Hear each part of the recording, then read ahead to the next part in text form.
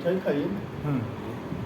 एक कयासों को लेकर के ये चल रहा है कि आप और इसके अलावा कई और आपके साथी जो हैं वो सपा छोड़ करके बीजेपी में जाने वाले हैं। क्या लगता है किस तरीके की ये अटकलें हैं?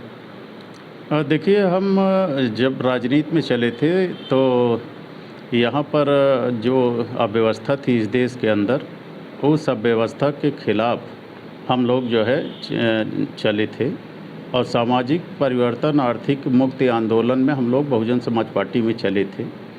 और माननीय श्री कांशीराम जी सदैव यही पढ़ाते थे जो है कि आपको जो है राजनैतिक परिवर्तन के साथ साथ सामाजिक परिवर्तन पर भी ध्यान देना चाहिए। बहुजन समाज पार्टी में सन 1991 से हम चुनाव लड़े। 2017 आखिरी चुनाव था। 2017 के चुनाव के बाद सुश्री बहन कुमारी मायावती जी ने पार्टी से बाहर कर दिया, इसलिए हम दूसरे प्लेटफार्म पर जाने को मजबूर हुए।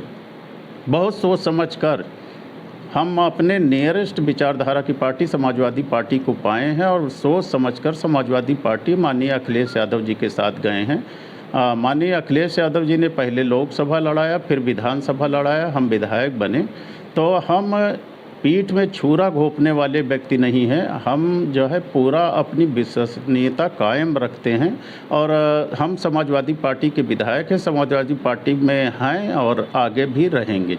ये जो खबरें आ रही हैं, क्या लगता है कौन लोग इसके पीछे हो सकते हैं? देखिए, कुछ भारतीय जनता पार्टी के लोग हैं जो हमारी जो है विश्वसनीयता को जो है कम करना चाहते हैं और कुछ चंद जो प्रेस मीडिया के लोग हैं उनके माध्यम से हमें भाजपा में जाने के जो है न्यूज़ चलाने का काम कर रहे हैं। इसमें कोई सच्चाई नहीं है।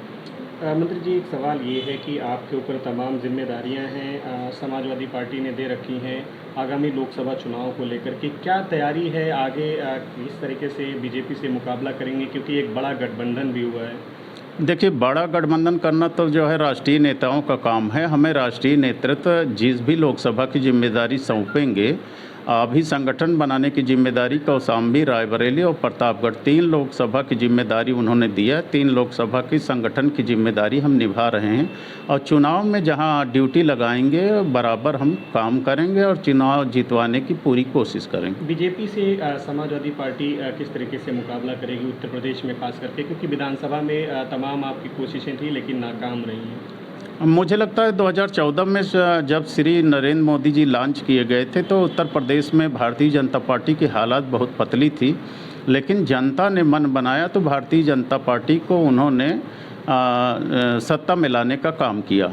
इसी तरह जनता अंदर अंदर मन बना चुकी है, महंगाई से आजी जा चुकी है जो है, और बेरोजगारी से आजी जा चुकी है, छुट्टा जानवरों से आजी जा चुकी है। तो अंदर अंदर जो है जनता मन बना चुकी है कि भाजपा को हटाना है और देश में गठबंधन की सरकार लाना है।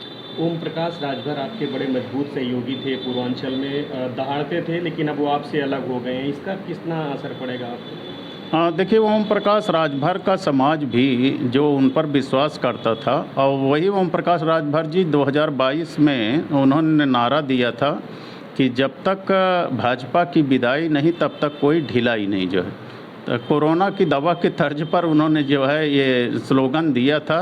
आज जगह जगह उनका लोग माखौल उड़ा रहे हैं और उनकी बात पर कोई गंभीरता से नहीं ले रहा। उनका कोई असर पड़ेगा चुनाव में? मुझे लगता है कोई असर नहीं पड़ेगा, क्योंकि देखिए, चाहे भारतीय समाज पार्टी हो, सुभाषपा हो, और चाहे संजय निषाद जी की पार्टी हो, निषाद पार्टी हो, और चाहे अनुप्रिया जी की पार्टी हो, ये समाज की बात करते हैं चुनाव के वक्त। और जब हिस्सेदारी भागीदारी की बात आती है तो कोई पति पत्नी भागीदारी ले लेते हैं, कोई बाप बेटा भागीदारी ले लेते हैं। तो ओम प्रकाश भी बाप बेटा भागीदारी लेने की बात सोचते हैं, समाज को एक किनारे करने का काम करते हैं। इसलिए समाज अब इनके चक्कर में पड़ने वाला नहीं है। कितनी सीटों पर चुनाव जीतेगी आपका क्या तय है? देखिए, हमारे नेता तो पूरे के पूरे जो गठबंधन किए हैं, सारे नेता जो है सभी सीटों पर अपना टारगेट बनाए हैं। अब ये जनता के ऊपर है कि कितनी सीटें जिताते हैं। लगातार प्रयास कर रहा हूँ, उनका आप जान ही रहे हैं, आप उनसे बात हो जाए ना, मतलब जानिए कि सबसे बात